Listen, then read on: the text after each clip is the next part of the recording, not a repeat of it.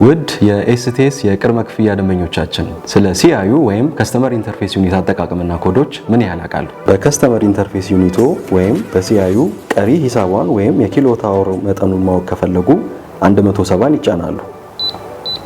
በመቀጠል ሰማያዊ በተኗን ይጫናሉ።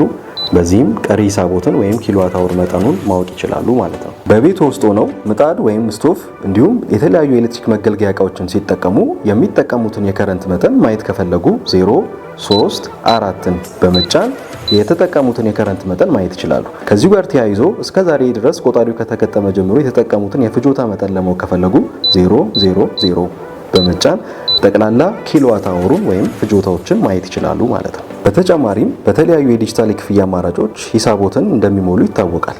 ከዚህ ጋር ተያይዞ ምን ያህል ጊዜ እንደሞሉ ማወቅ ከፈለጉ ሲአዩ ላይ መጥተው 500 የሚለውን ኮድ በማስገባት ማየት ይችላሉ። በዚህ ቆጣሪ ላይ ለምሳሌ 8 ጊዜ ሞልቷል ማለት ነው።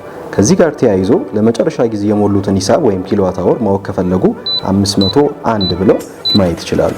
ይህ ቆጣሪ 07 ኪሎዋት አወር ለመጨረሻ ጊዜ ሞልቷል ማለት ነው። በመጨረሻም የኢትዮጵያ ኤሌክትሪክ አገልግሎት ለነጠላ ፌዝ ደንበኞቻችን እስከ 7.5 ኪሎዋት ሲፈቅድ ለዚህ ቆጣሪ ምን ያህል እንደተፈቀደ ማየት ከፈለጉ በኮድ 200 ጽፈው ኢንተር በማለት ማየት ይችላሉ።